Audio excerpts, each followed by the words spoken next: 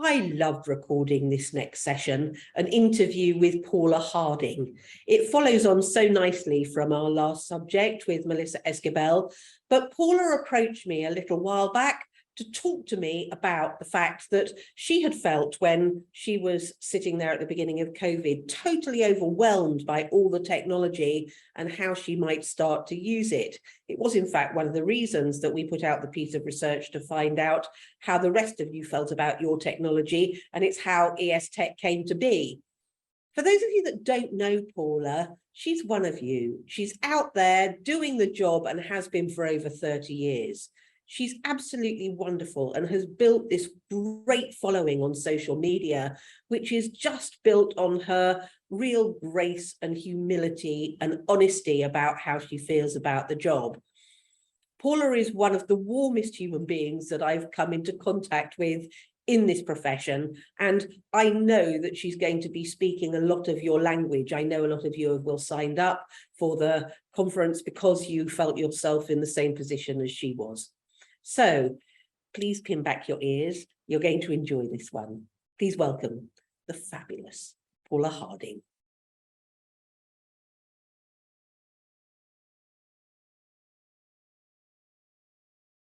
Paula Harding, how wonderful to see you. Morning. How are you doing? Yeah, I'm really good. I'm always pleased to see you, so hi. Yes, the feeling is entirely mutual, and I am so thrilled that we get to talk about this today because I know that it's a subject really close to your heart, and I know that a lot of the people who are attending will be in exactly the same position. So basically what I want to do is to start off by exploring your career a little bit. Why don't we talk about how you first became an admin professional?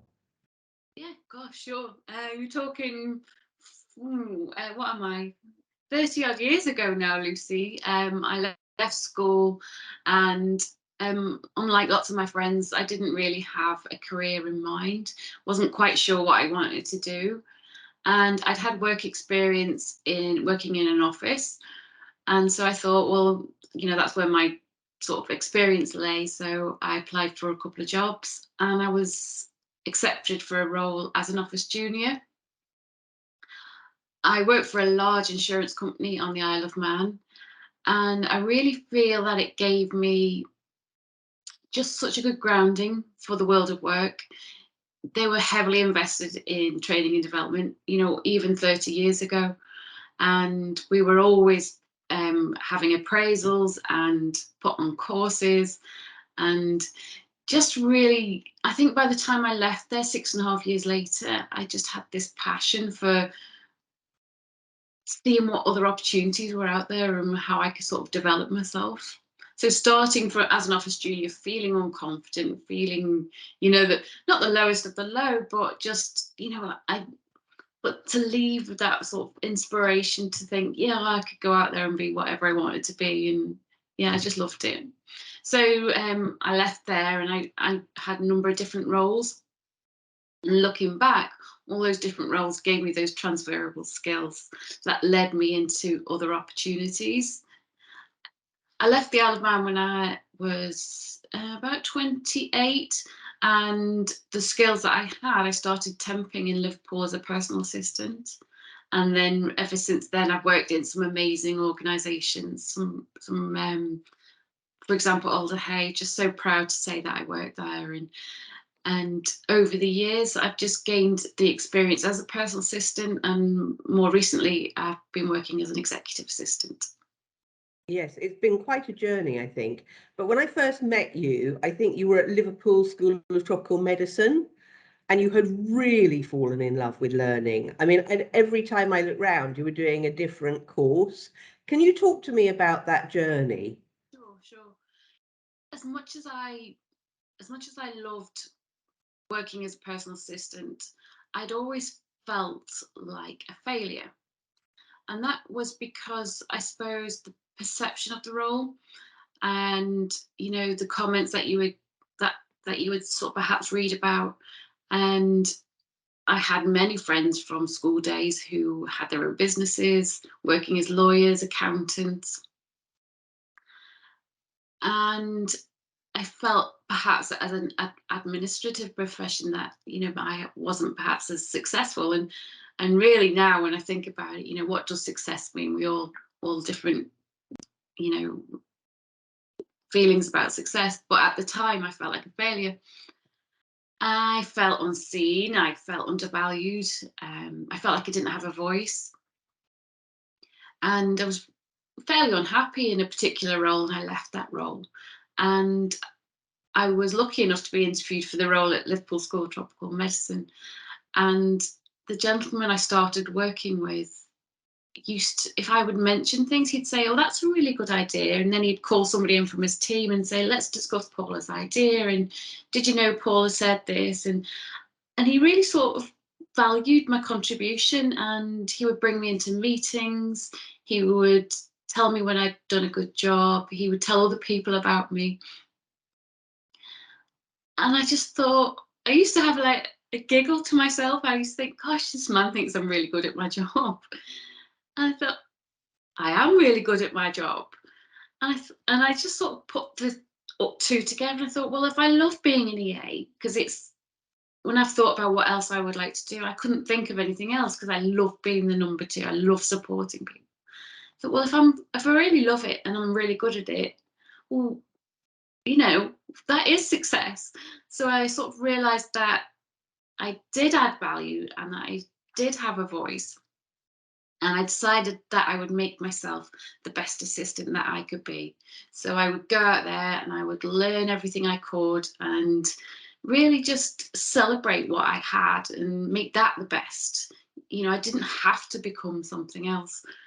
And so that led me down the path, like exactly what you just said. I went on every course I could. I went to every event I could, and just fell in love with meeting different people and here, you know, sharing all our skills and thoughts and just saying yes to opportunities and seeing where that led. And yet, in the middle of all that, I know that you were really quite fearful of technology, weren't you? Because I know when I would talk to you, you would go, oh yes, that's just not me, you know. But why was that? I think I was, like I say, back when I started working at the insurance company, heavily invested in training development, it really gave me the skills, really great foundation of skills. So, I mean, when I first started working, Lucy didn't have a computer. There was one person in the team who had the computer.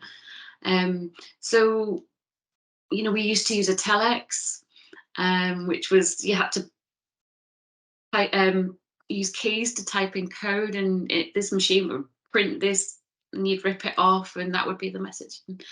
And you know, I suppose I didn't have that upbringing on it. But then working at the insurance company, we started getting computers, and we had loads of training on Microsoft Word, Excel, PowerPoint.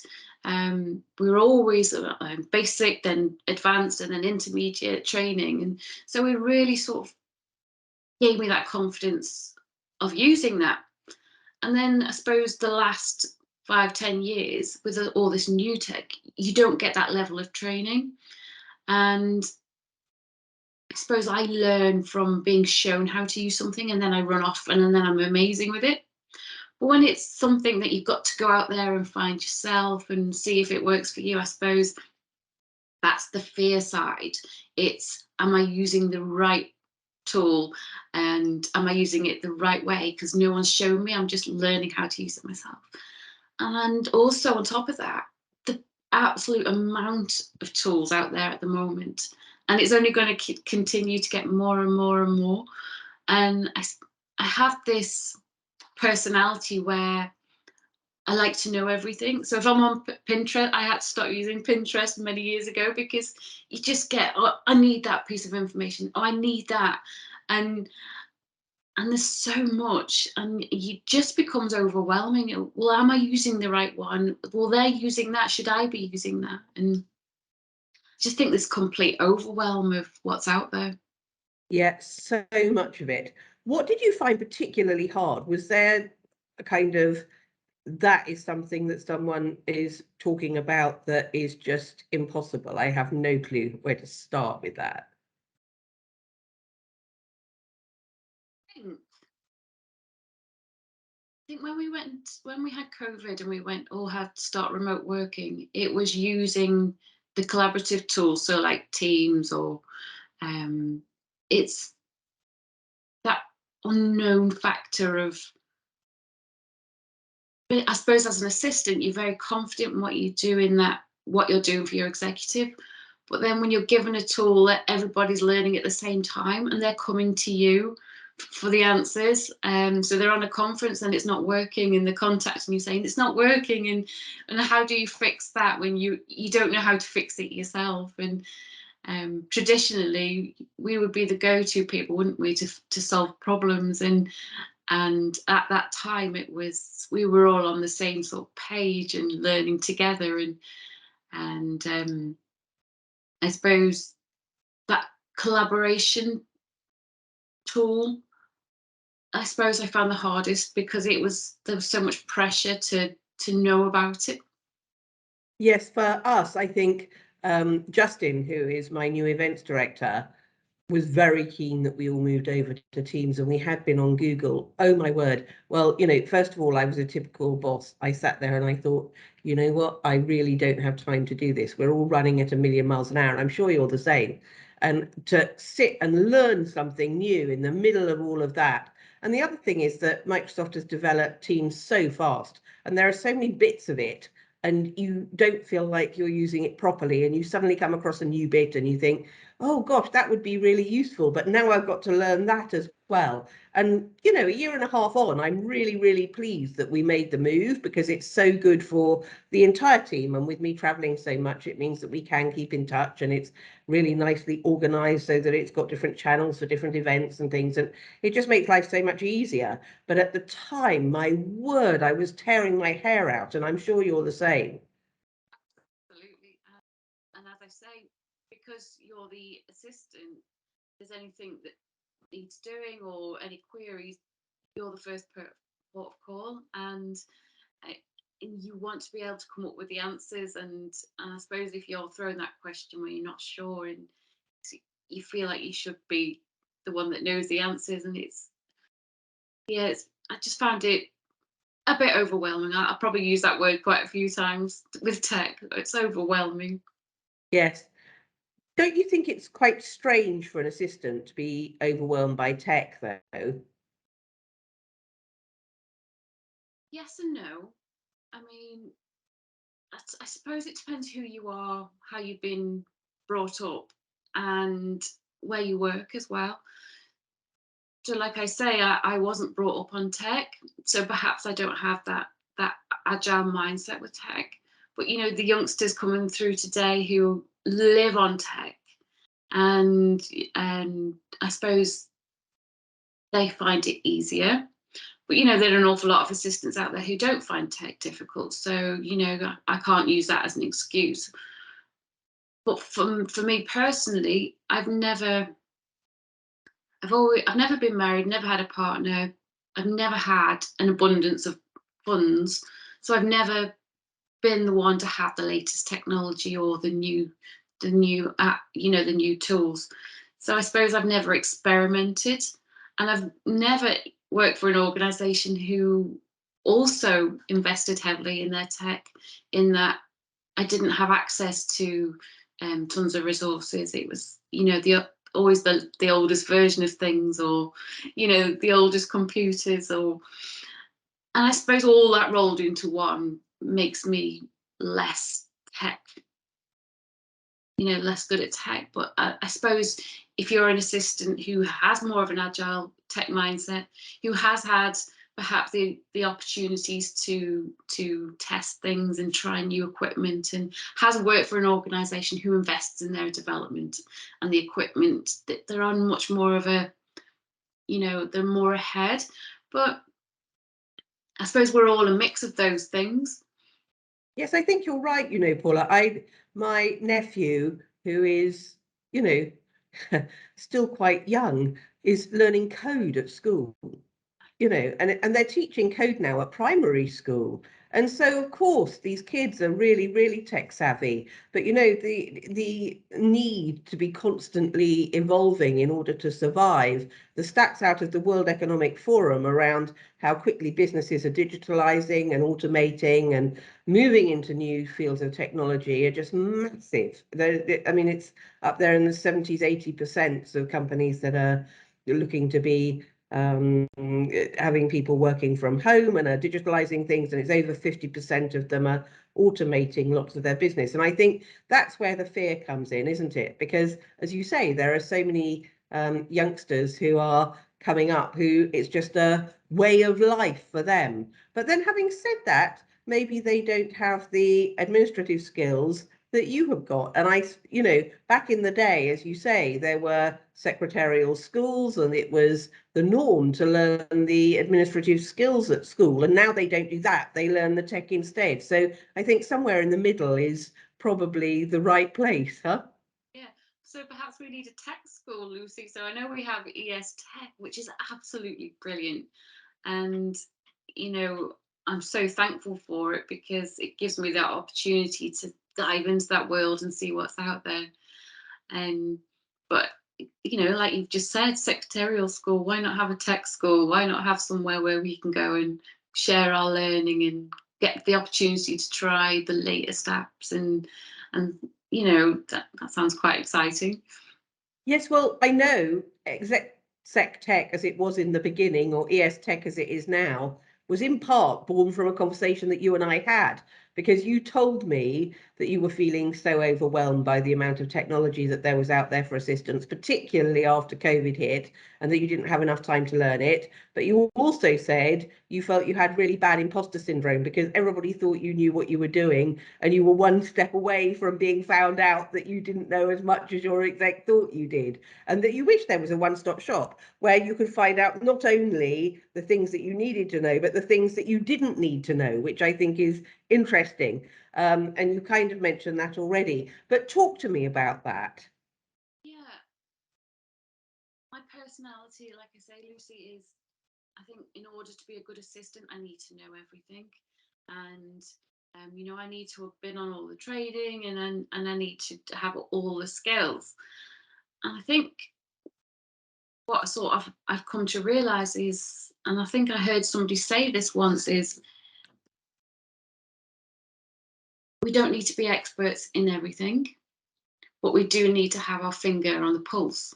So we need to know what's going on. We need to know what's important. We need to know what we do need to know, what we don't need to know, what we can learn later.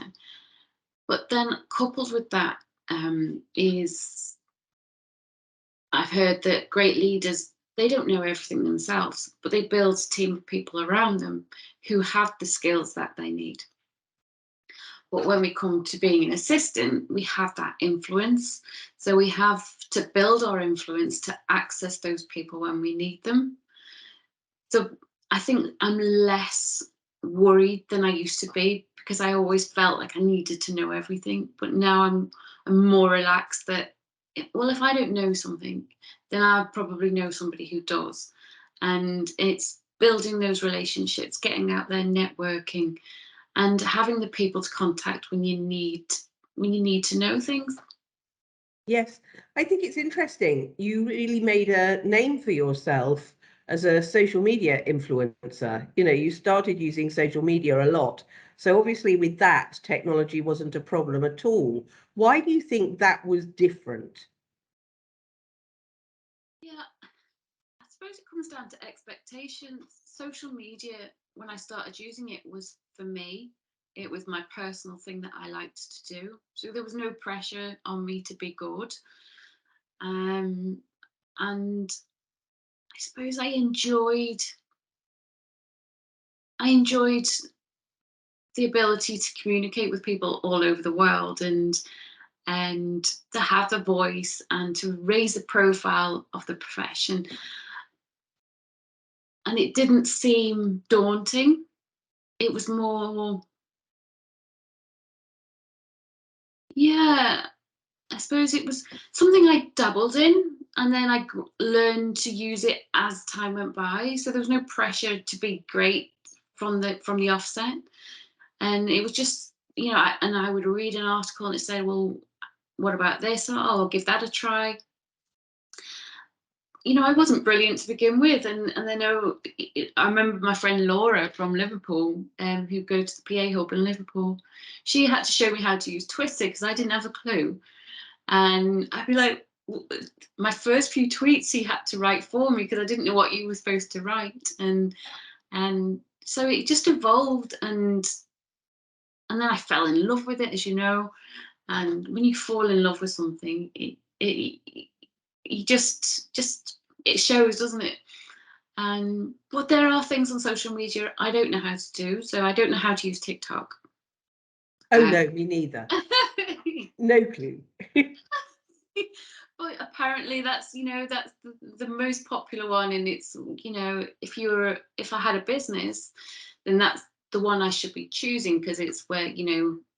But so now I'm in this new role at Meee, then I do need to start thinking about social media more as with a business head on.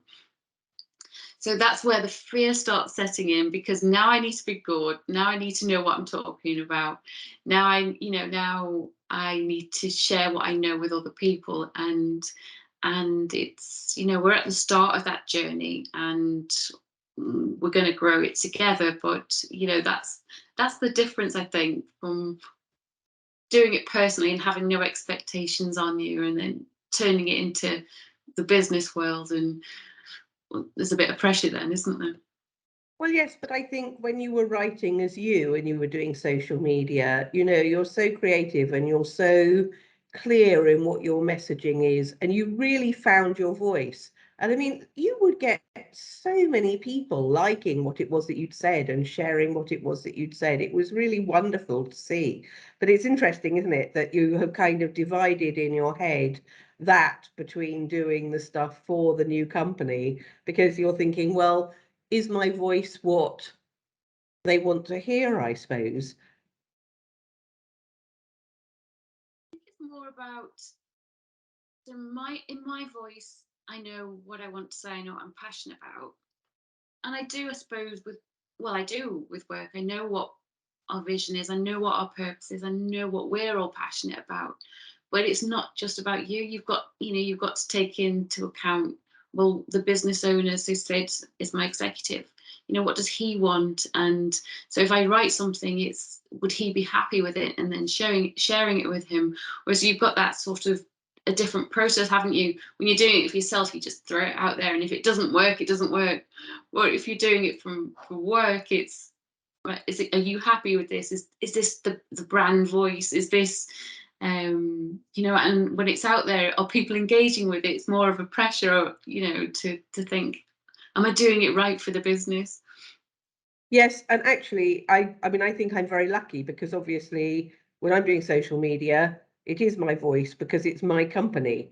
But it's interesting because it has taken me 12 years to learn the tone of the people who are listening, so that when I'm writing in the tone that they want to receive it. And that's hard, you know. I've got a new marketing director. She's absolutely fantastic.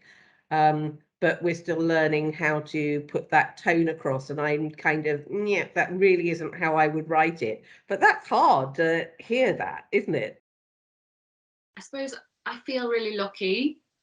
When Sid and I work together really closely, and we meet daily and quite a lot of the day, really. And I'm involved in all his meetings. We do all the meetings together, and we've got similar opinions on life, very similar visions for the business, and we both have a passion to make a difference. So when I do social media, I already feel like I'm in his head, and I know what matters to him, and I know the type of feeling that he wants to get out there. And I suppose I'm very fortunate in that way, that, you know, we do share so much that I'm able to I'm more one step ahead than perhaps somebody who's works in a department who never gets to meet the person who owns the business to sort of get that sort of familiarity. So I don't think we're miles apart, but I always like to check it with him, just because you just never know. But he's usually very happy. Yes, definitely. And with Rose, my marketing director, you know, the job that she does is phenomenal. And certainly the design and so on of all the posts have become far, far more professional. And of course, she's using marketing techniques that I knew nothing about. I'm just doing it totally off the top of my head. But you know, it's an ongoing process. But you know, she's wonderful. She's doing great stuff. All right. So then, let's get positive. How did you overcome your aversion to technology? Yeah, well, like I say, I sort of realised from things I've been reading that I didn't need to know everything, and it gave me that more of a sense of freedom to not panic. And so what I do now is I read, I read articles, I read, the Executive Support magazine, I follow ES Tech, I follow people. So people like Diana Brandle, Elizabeth Sokol Evans, and so many people, aren't there, out there who are tech savvy. And you sort of reading what they're sharing, you get more knowledge about what's going on out there, because we could never know it all ourselves. So, for example, Diana Brandle put a post out about 2 or 3 days ago about a new interview she's got coming up with an EA. And in the post, she talks about 2 new apps that this lady's introduced Diana to. So Diana, who is, I would think one of the most tech savvy people out there, was being introduced to 2 new apps that she'd never heard of. And I just think that's brilliant to, that we're all sharing, and that makes me feel more confident. But also, Google's your friend. If you don't know something, Google it, right? That's how I sort of, anything I don't know, I'm straight onto Google. Google's my bestest friend. But there's so many free options out there, aren't there? YouTube, and then, or if you pay for LinkedIn Learning, I think it's £25 a month, something like that. You get access to all their courses. So yes, some training can be expensive, but there's an awful lot of resources out there that are affordable. But Google, as I say, Google's free. If you don't know something, get onto Google. Yeah, Google and YouTube, I think, are the 2 that for me are massive. It's so interesting. Whenever I do my 2-day training, we start day 2, we're doing a session that I call Appy Talk. And literally, I just get them for half an hour to talk about apps and technology that they are using that maybe nobody else will know about. And we make a list at the end of it and we send it out to everybody. But they all say they find that session really, really useful. And there's always new stuff in there that I don't know about. And I think I know an awful lot about tech. I'm reading constantly, and how passionate I am about this profession. If I see something, I'm all over it. But always there are at least 2 or 3 there that I've never heard of. Do you know what I love the most about ES Global, ES Tech? I love the chat, because in the chat, people are sharing, you think that's a great tool? Well, I'm actually using this. And I just love sharing, don't we? We love helping each other and saying, have you tried this one and that? And then so we're having the training on ES Tech, and then there's more coming through, and so it's just lovely to be part of. So we obviously launched ES Tech in the middle of COVID. As I say, partly down to you. But did COVID help or hinder your tech journey, do you think? Because you've already talked about Teams being introduced and that being a huge upward struggle. But do you think you have come out of COVID feeling more comfortable with tech? I think, to begin with, perhaps not, because we were all in that sort of learning to work from, because I'd never wanted to work from home. I always, before COVID, I'd never worked from home, and I'd always said to my boss, I don't want to work from home. You know, I'm sure I'd sit and watch TV all day, and so I'd always had this aversion to it. But then we were forced into it. It was learning how to use the, you know, the collaboration tools and the online, like the Zooms and things. And I suppose being thrown in at the deep end, you had to learn. You had to face the things that you've been putting off. And so I suppose it did help me. But on top of that, Lucy, I also started working for Sid, and I was working from home. So I started working for him, working from home. And his office is based in North Wales, but I'm constantly a remote worker. So since everyone's gone back into the workplace, I haven't gone back. So I'm constantly at home. So Sid and I talk every day online. And before COVID, that was not something I perhaps could do, but now we do everything online. So if we're in a meeting with each other, we start a document, we're working on it together. And he's so agile. If he wants to do something, he'll just say, just go and do it, or just go and use it, or just start. And he's really opened my eyes to more of an agile working approach that I didn't have before.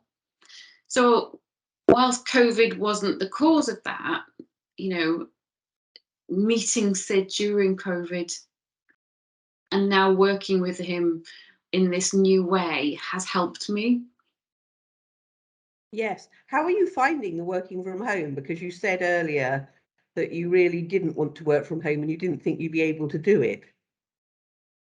So it's quite funny, Lucy, that I'm very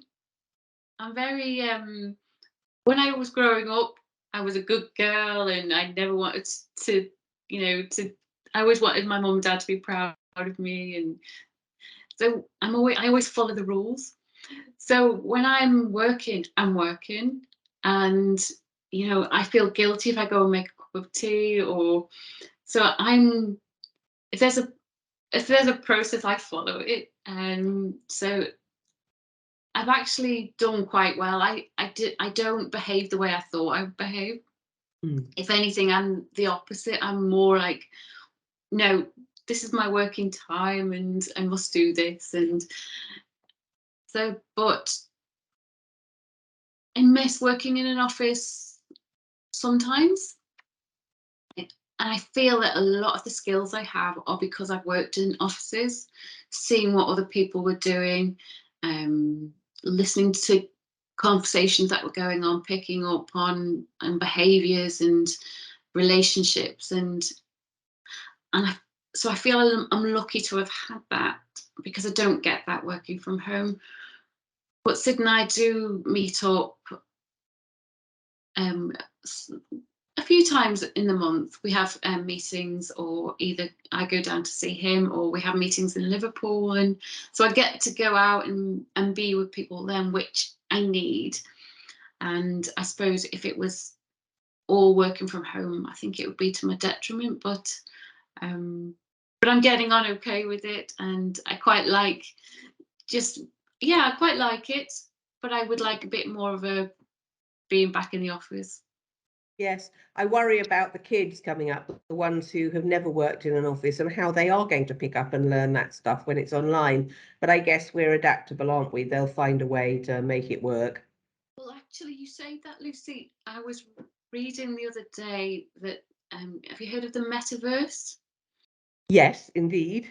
So there was an article about how the metaverse was going to, with flexible working, employers are now going to have to think about the world of the metaverse, because it'll enable people working from home to interact with their colleagues in the virtual reality world.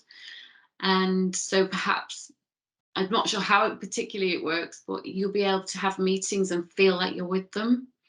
And I suppose that's one way this new technology will help the youngsters coming through. They'll be able to interact with their colleagues through this new metaverse. Yes, indeed. We'll all be avatars. It'll Yes. be very good. Nobody will see if I have a spot on my nose, or because I'll just be a perfect avatar. I think it's so interesting, you know, so many of the more senior assistants that I talk to tell me that they really don't think that their tech skills are where they should be, and that they are brilliant assistants, but the tech skills have always been something that they've been a bit kind of reticent about, probably for the reasons that you have spoken about already. But since COVID, really, they're playing some serious catch up. Is that what you're seeing too? I'm not surprised by that, Lucy. I've met many of my peers over the time who said that learning wasn't for them. They felt that they were already at a level and they didn't need training. And I was so heavily into it that I couldn't understand that. I couldn't understand why you didn't want to learn new things. And I think somebody said it to me once. They said, just because you like it, Paula, doesn't mean other people are going to like it. And at the time I was a bit like, oh. And then, you know, and then as you think about it, then I've been, well, yeah, that's right. You know, just because I do love something, just because I love learning doesn't mean other people are going to. But then I also love, you know, when you're out there, Lucy, talking about how, you know, the world of work's always evolving and changing. If you don't keep up, then how, you know, how valuable you're going to be in the future. And that's what I always think about is, you may think you know it all now, but tomorrow is a different day and there's always going to be something new to learn. So, Yes, and I think top of the list of learning has got to be digital skills now for the assistants. I mean, I think for hybrid working, you really have to understand that stuff. And you know that when I'm doing my training, I have that slide which has got the 3 different ways of listening to things on it. So the reel-to-reel, which I had, the reel-to-reel tape recorder, which I had back in the 1980s, which my parents bought me, which, you know, at the time was cutting edge. And then the Walkman, which I know you know, like where you had the cassettes and you were forever having to put the tape back into the cassette because it wasn't, you know, working properly. But also with those terrible headphones, you know, the spongy ones that everybody else could hear the music, but we pretended that it was just personalized. And then you look now and you think, well, Google is just about 20 years old. So what did we do before Google? It's all just gone so fast, hasn't it? And I think those assistants that say, I'm an assistant of 30 years experience, I don't need training, I'm really good at what I do. Yes, totally. But if you're not evolving, you are the reel to reel, you know, things are moving on. And really, you need to be keeping up in order to be what your business needs it to be. it's so funny you say that. I remember going for an interview once and I had to go to the library to read because there was no Google back then. But yeah, and what we know today is not going to be the same tomorrow, and that's with any skill, isn't it? And it's not just tech, but with tech, you know, I think as long as you keep an open mind, as long as you keep reading, keep watching what everyone else is doing, but not panicking, I think that's the best way to think about it. Is just sort of go with the flow more and just see what's going on and keep your finger on the pulse. Definitely. So what's your favorite piece of tech now and why? Google's a Lucy. It's got to be Google, right? Google holds the answer to everything. But I think for me, being able to work online, if that perhaps isn't a piece of tech, but the ability to work online would be my favourite piece, because that's really changed the way I work. I'm more agile and I'm more willing to try new things. It gives you access to so many more people. You know, we have many meetings a day with different people in different places of the country, but if you didn't have that, you wouldn't be able to meet all those people. And it's opening up so many conversations for us. And Sid and I always say, you know, there's power in conversation, because you never know where one conversation will lead. And I think that's so important in business. It's meeting new people and finding out where those collaborations can take place to really benefit all of us. And to, you know, especially we really want to make a difference in the work we do at Meee, and being able to build those relationships with people all around the UK for sure, but around the world too, is going to be so important. So I'd say the ability to work remotely. Yes, and I think social media comes into that so much, you know. I I quite often get people who say to me, in fact, we were nominated back in 2013 for Business Magazine of the Year, and I sat next to a publisher from a very, very successful magazine who will remain nameless. But he said to me, because one of the things we've been nominated for was our social media presence, and he said to me, I just don't get this social media stuff. How does that fit with what we're doing? And I said, look, most business is about building lists. So if you had told me when I first started that you would be able to build a list of people who would follow what you were saying, who would keep their own contact details up to date, who you could talk to on a daily basis, and it wouldn't cost you anything, I would have bitten your arm and your leg off. And he looked at me and he said, I'd never thought about it like that. You know, but it's not broadcasting. It is, you're right, the money's in the conversation. It's about getting people to understand who you are and the value with what we're doing. We're talking about the profession and helping them to learn and to find resources and all that. It's just extraordinary, isn't it, that just wasn't there. I think the most important part of building those relationships, being on social media, having those conversations, is building the trust. And when you are in people's inboxes, or when you're on social media giving your opinions or sharing your thoughts, people are getting to know who you are really, and they start to get to, you know, that saying, who knows you, who likes you, and who trusts you. And then ultimately, how do you make people feel? And that's for me is why I love social media and talking to people, because it's how do you make people feel? How do you make them feel once you've left them? Have you made their life different by being in their presence? And everything that I do, everything we do at Meee, it's all about adding value.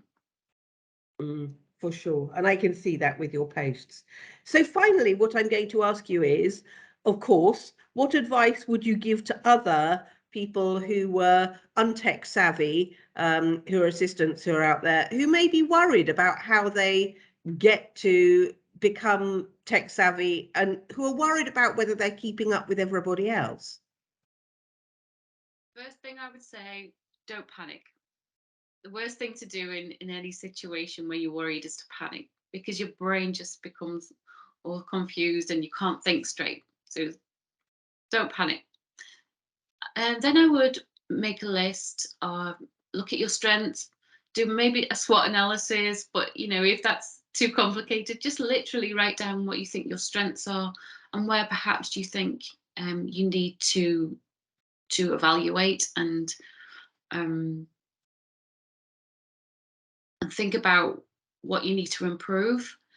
And then I would meet up with assistants, so either in your network or assistant in your organizations, or start to find out from people what they're using or what their businesses are using, and find out where your gap is, your skills gap. And then start to look how you can fill that gap. So is it something you can afford? Is it something your organization can invest in? And if it's not, what free resources are out there? So evaluate, build a plan, and then start making the small steps to go out there and fill that skills gap.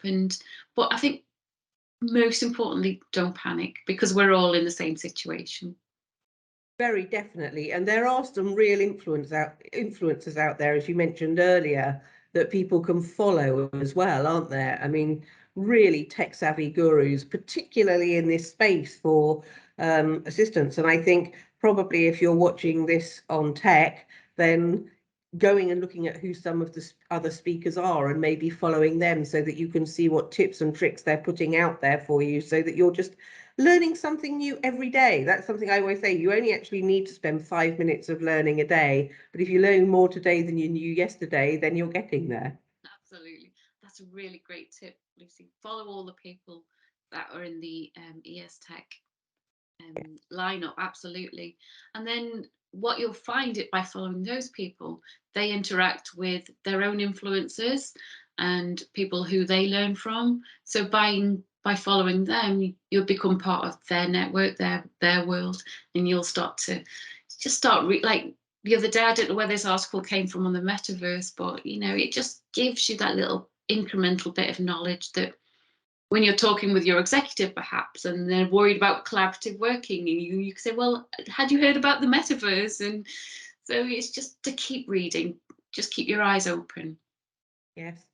Paula, I just want to really thank you, because you approached me about doing this interview and I absolutely love it. I think it's such an important subject, and I think it's something that we probably wouldn't have covered had you not approached us, and you've done it with such honesty and such grace. So thank you so much.